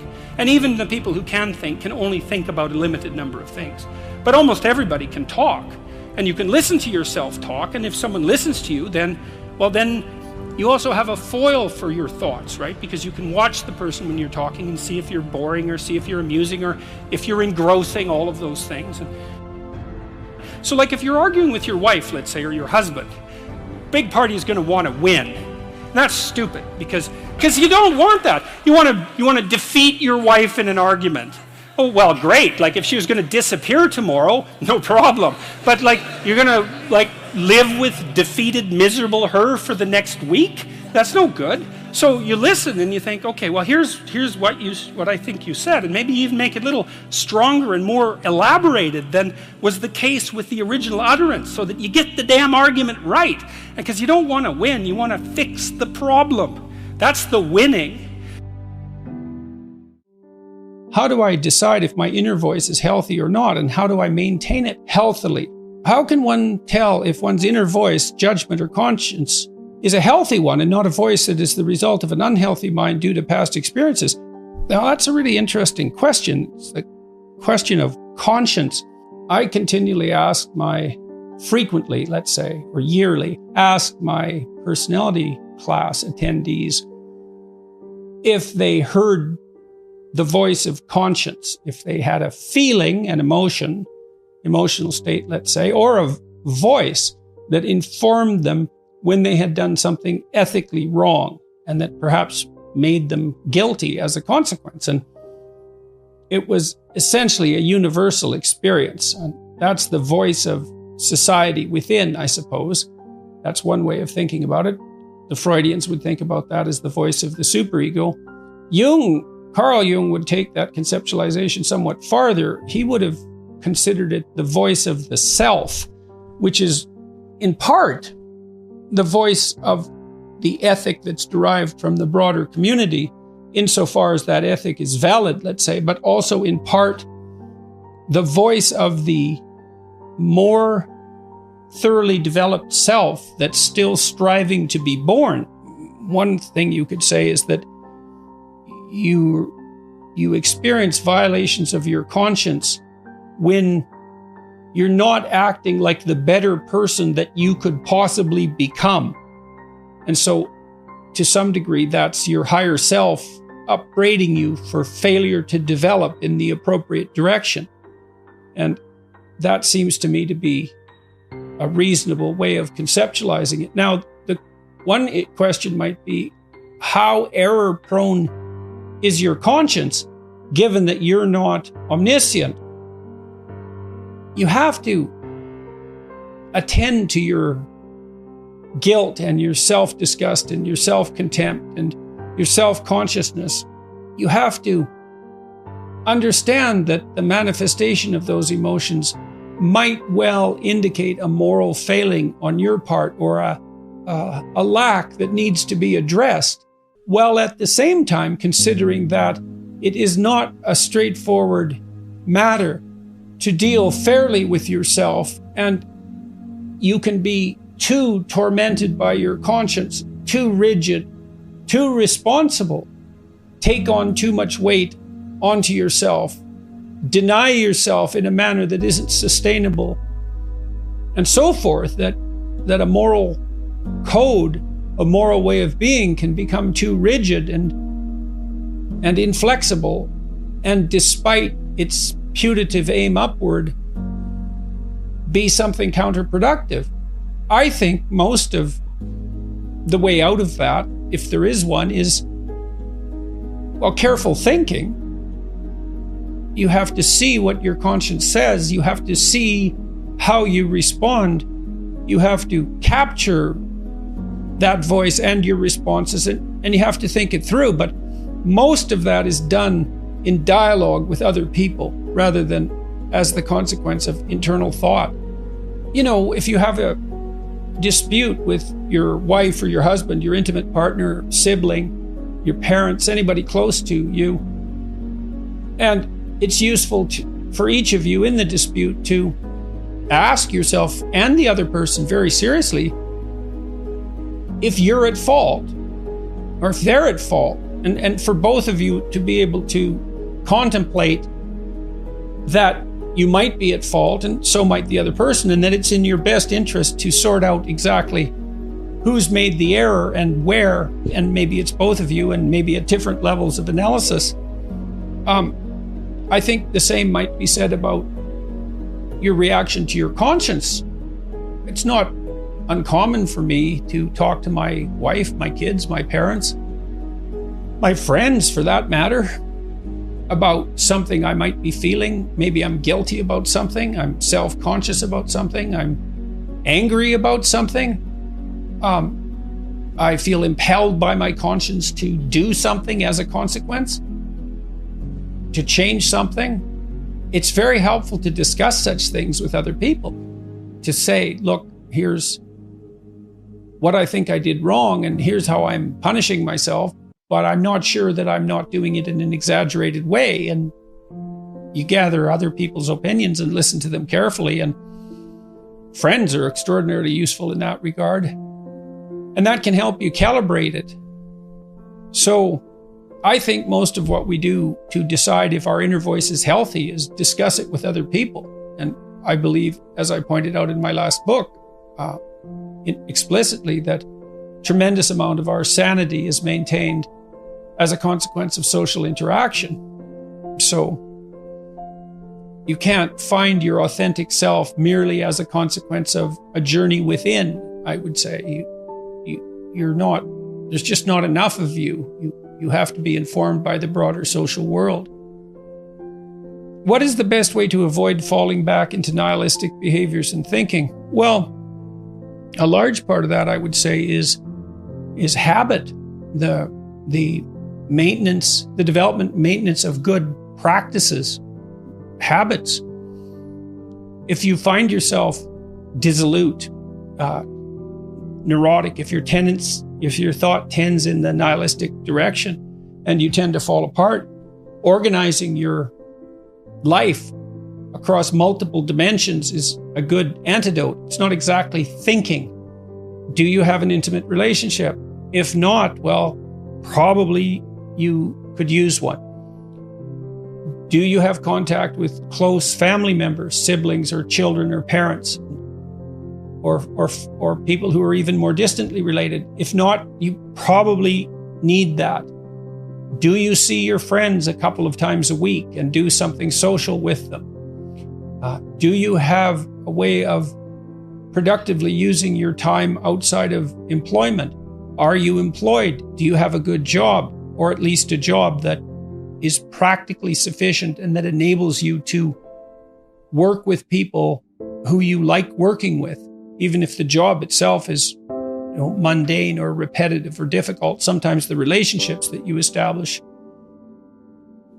in an employment situation like that can make the job worthwhile. Have you regulated your response to temptations, pornography, alcohol abuse, drug abuse? Is that under control? I would say differentiate the problem. There's multiple dimensions of attainment, ambition, pleasure, responsibility, all of that make up a life. And to the degree that it's possible, you want to optimize your functioning on as many of those dimensions as possible. Those are all the questions that I would decompose the problem into. The best way to avoid falling back into nihilistic behaviors and thinking. How can responsibility be differentiated from imposed guilt? Well, I think you adopt genuine responsibility, let's say healthy responsibility. I think you adopt that more or less voluntarily. I mean, there's an element of necessity and compulsion in our lives as well, because there are things we have to do to survive. But if you've explicitly formulated a set of goals and you're pursuing them, then you've adopted the responsibility to act in a certain manner to make those goals realize themselves. That's responsibility that you've adopted rather than responsibility that's been imposed on you, assuming that you've thought through the goals and you find your spirit in harmony with those goals.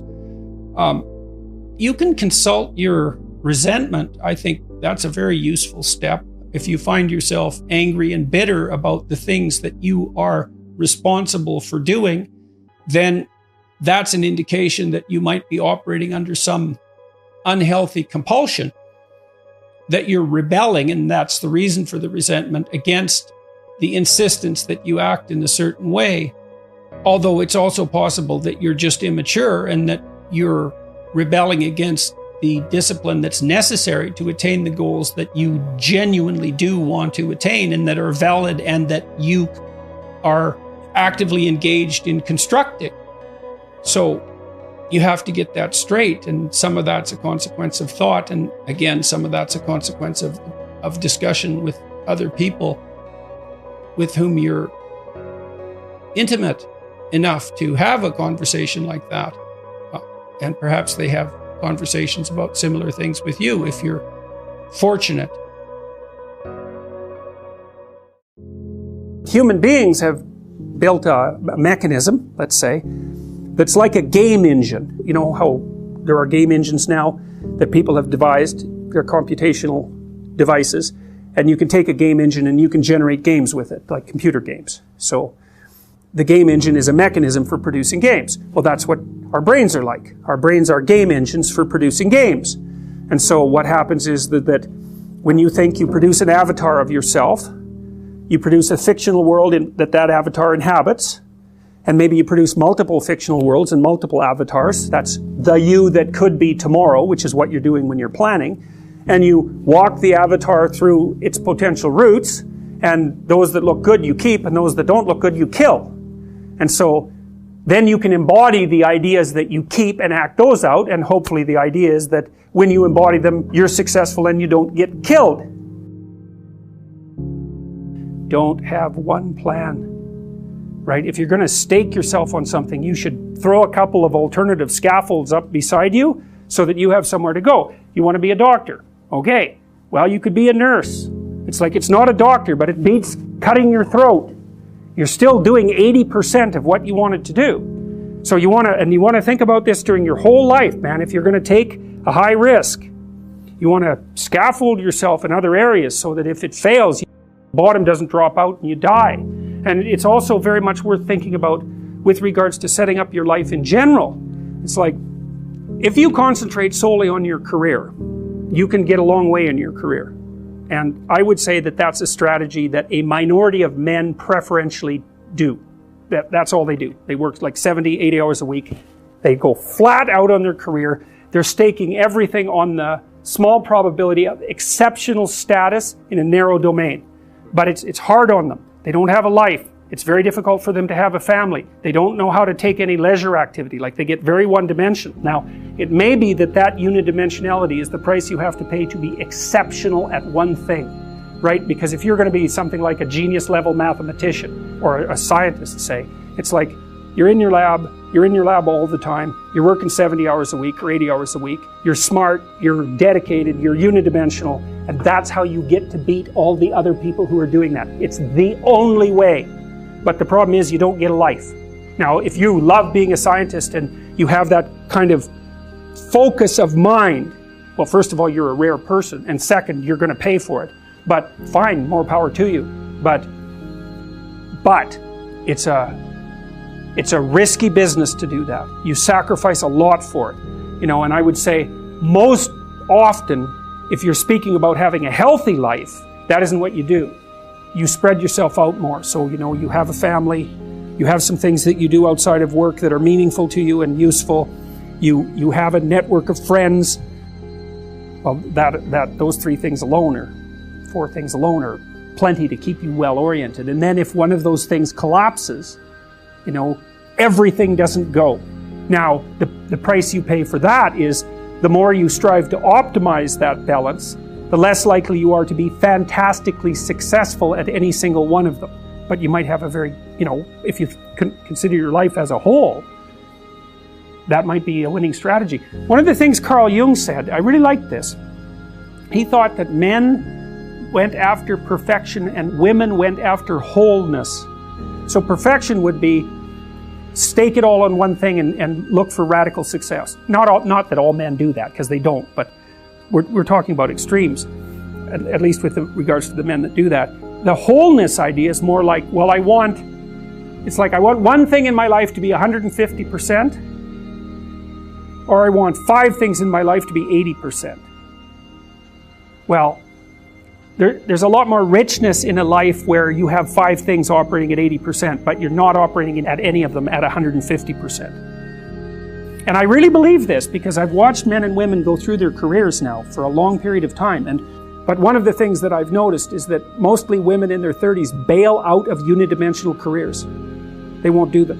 They won't put in the 80 hours a week that they would have to put in order to dominate that particular area. And it isn't, the reason that they won't do it is because they decide it's not worth it. And no wonder, because why would that be worth it? You have to ask yourself that. It's like, well, you want to be an outstanding scientist. It's like, okay, really, that's what you want. Because that means that's what you do. Because you're competing with other people. You know, they're smart, they're hardworking, and if you want to be at the top, you have to be smarter and work harder than any of them. And working hard means working long hours. I mean, it also means working diligently, but in the final analysis, it's also an additive issue. If I'm smart and hardworking and I can crank out for 70 hours a week, and you do it for 30, it's like, in 2 years, I'm so far ahead of you, you will never, ever catch up.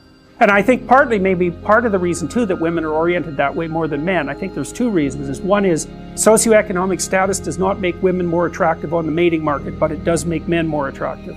And the second is women's time frame is compressed, right? Because guys can always say, well, I'll have kids later. And they can say that till they're like 80.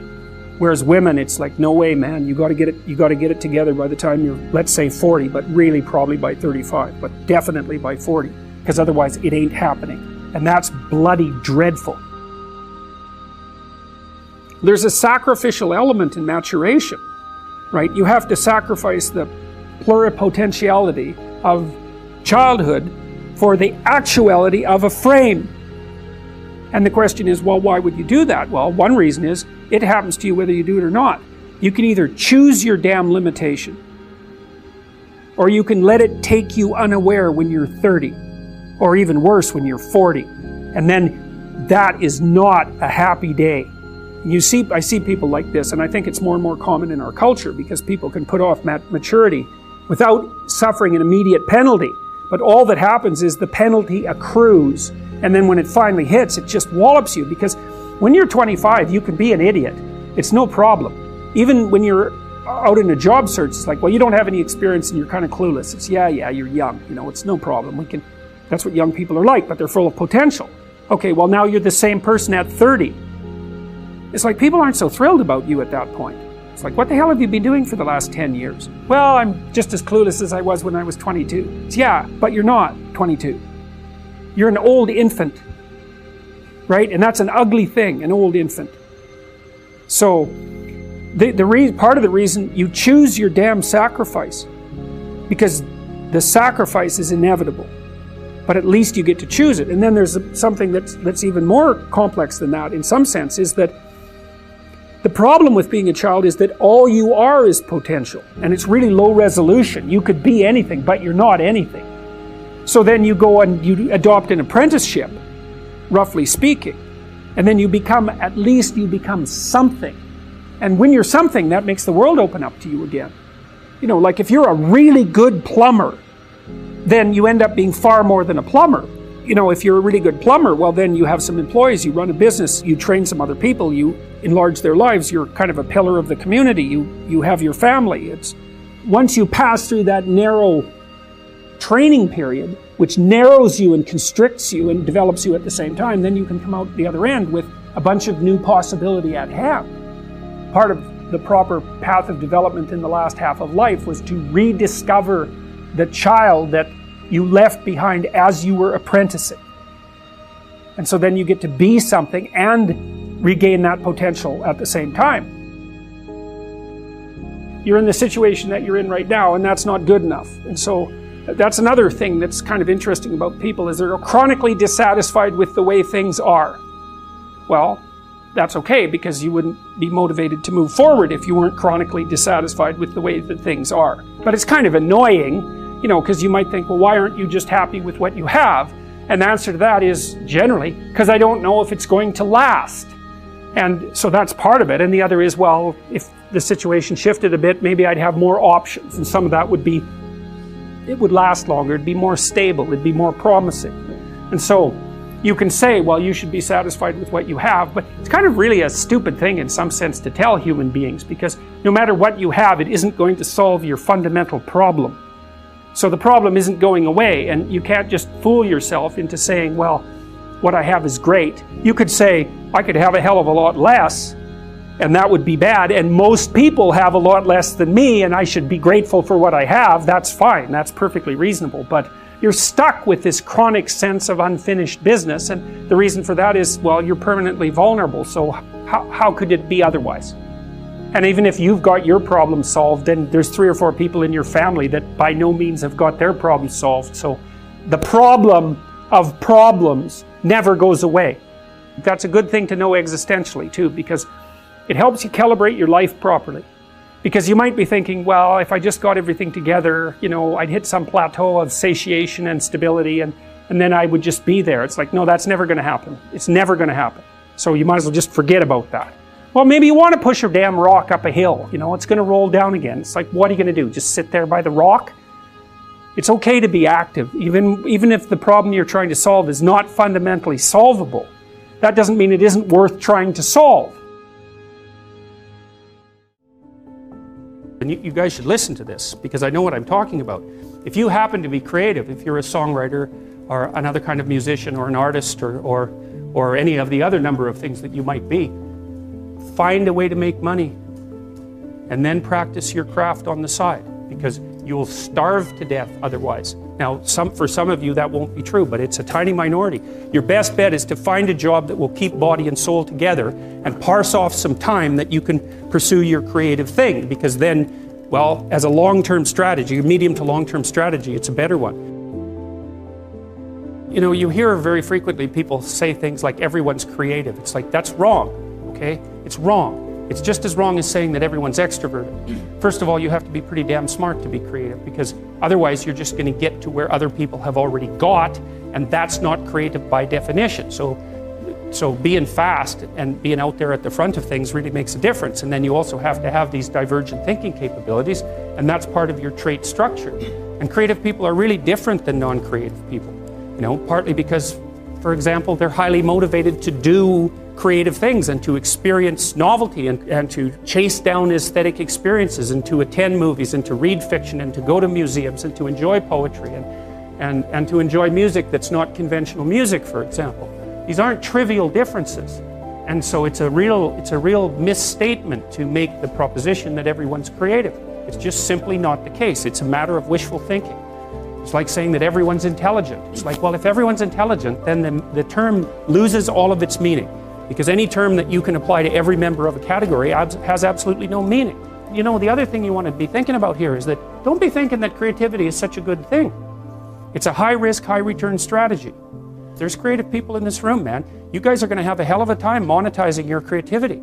It's virtually impossible. It's really, really difficult because, first of all, let's say you make an original product. You think the world will beat a pathway to your door if you build a better mousetrap. It's like, that's complete rubbish. It isn't true in the least. If you make a good creative product, you've probably solved about 5% of your problem.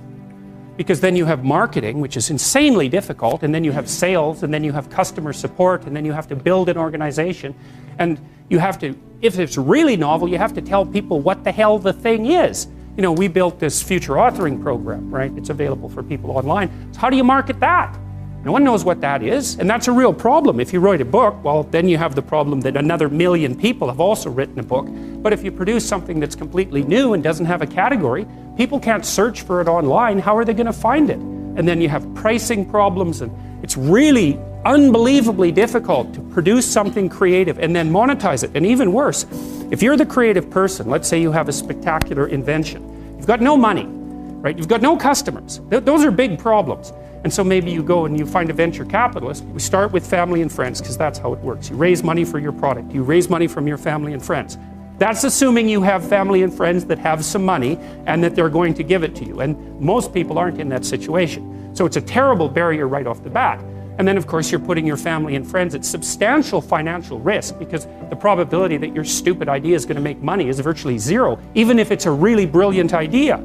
And so then let's say, well, you get past family and friends and you get venture capitalists involved, because that's often the next step, or an angel investor. There's steps in building a business. Family and friends, angel investor, that's some rich guy that you've happened to meet some manner, some way, who's into this sort of thing and is willing to provide you with some money to get your product off the ground. Well, how much of your product is that person going to take? Well, most of it. Most of it. And no wonder, because, you know, you don't have any money. How are you going to bargain for control over your product? He'll just say, well, do you want the money or not? And if your answer is no, then he'll go and do something else with his money. It's not like there's no shortage of things that you can do with your money. There's a million things you can do with it. So you're not in a great bargaining position.